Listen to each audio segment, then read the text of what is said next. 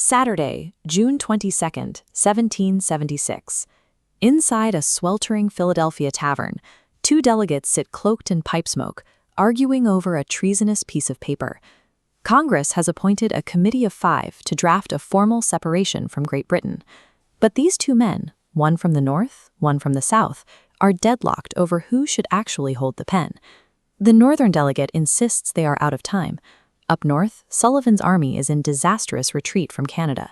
At the exact same time, General Washington bombards Congress from New York, pleading for military supplies against an impending British assault. Amidst the military collapse, there is political momentum. Just 3 days prior, New Jersey's provincial Congress voted to support independence, taking the extreme step of allowing a single delegate to act as a quorum to force the issue forward.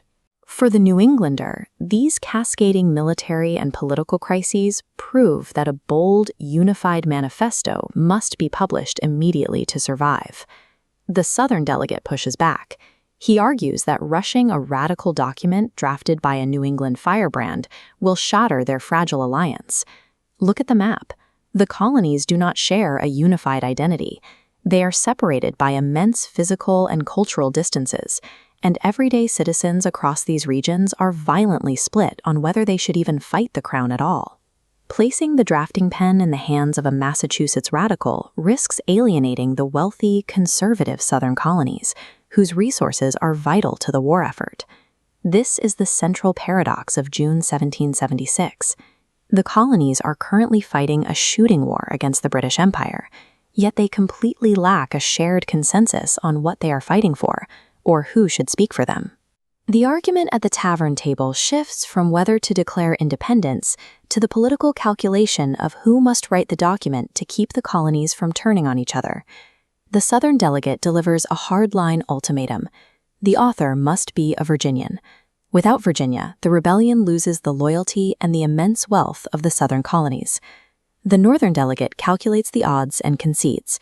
He knows that having a wealthy, aristocratic Virginian draft the text provides a necessary shield of legitimacy to an act that the king will surely treat as capital treason.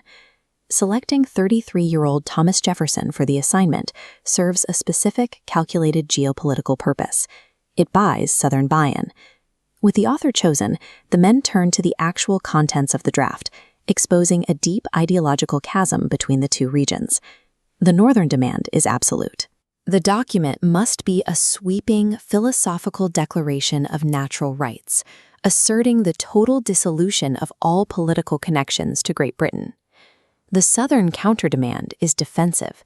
They insist the document remains strictly limited to a list of the king's abuses, explicitly avoiding any broad language that could dictate domestic policy or threaten their slave-based agricultural economies.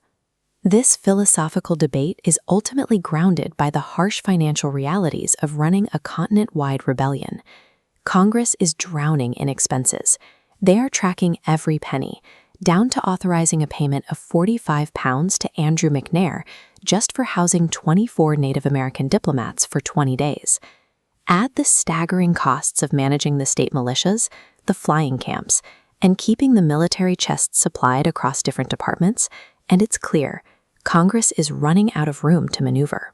Because of this financial desperation, the colonies need European alliances and hard cash. The final document serves to prove their political stability to foreign powers, offering a united front in exchange for that desperately needed support.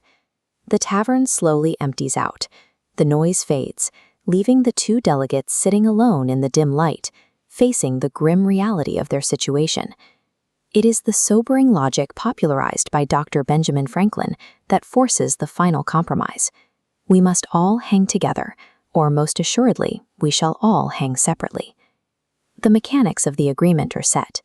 The Virginian, Jefferson, will write the initial draft to appease the South, but Northern delegates like John Adams and Franklin will aggressively edit the text to ensure ideological balance.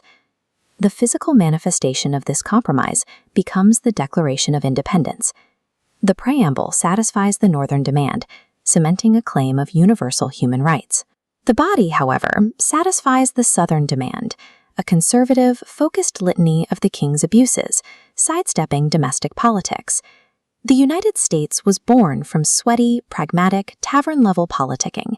It was a fragile, negotiated alliance between divided peoples who realized that compromising their regional identities was the only way to survive the wrath of an empire.